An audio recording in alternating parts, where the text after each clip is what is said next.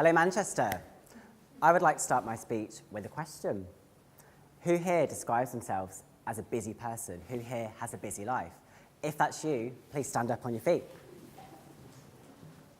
Okay, wonderful. So we've got lots of busy people on this side of the room, even more busy people on this side of the room. Of course we do, because we're all busy people. We all have busy lives, don't we? That's great, you can sit down. Now, I'd like us to have a think about time. Time is finite. We all have 168 hours in our weeks, every single week.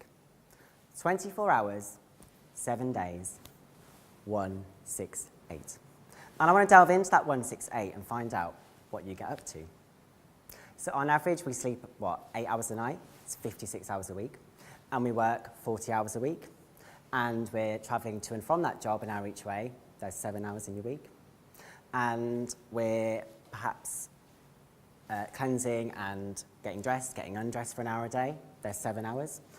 Call it 2 hours a week for 2 hours a day for breakfast, your lunch, your dinner. There's 14 hours. And maybe another 7 hours for your life admin.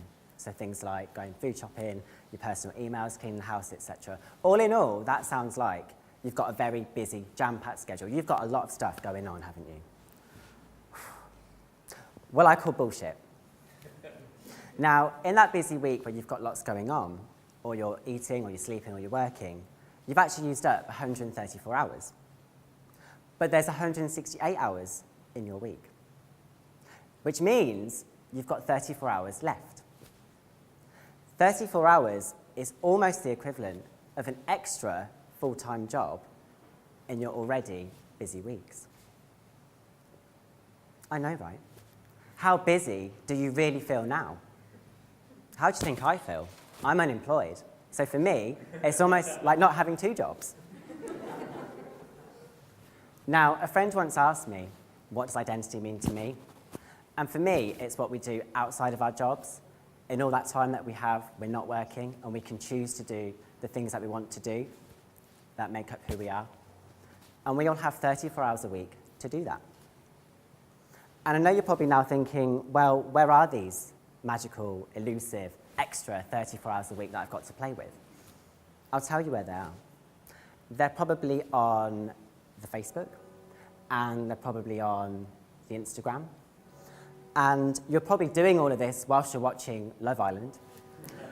Or maybe you just spend your Sundays pottering around the house, doing lots of little tasks, feeling really busy, but actually not achieving anything. Does that sound familiar? We've got a few nods going on. So how do we get over all this procrastination, all this time wasting? I'm going to let you in on a little secret. And a lot of time management gurus recommend this. And it's really simple. It's to keep a diary of your time. And it's not a diary of what's to come in the future, what you're going to do. It's a diary of your past and how your time has been spent. Step 1, every 15 or every 30 minutes of your day, sit down and write down what you've been doing in the last 15 or 30 minutes. It doesn't have to be overly long or detailed, but it does need to be honest. Then step 2, at the end of your 168, sit down and have a review about what you've been doing. And the time diary works because you can see where your time has been spent and where it's not been spent. And without doing it, how can you possibly maximize those 34 hours a week you've got, where you've got time to choose to do the things that make up who you are?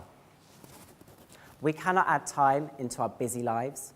Remember what we said at the start, time is finite. But time will accommodate what we choose to put into it. So how your time is spent really is completely your choice. Thank you for listening.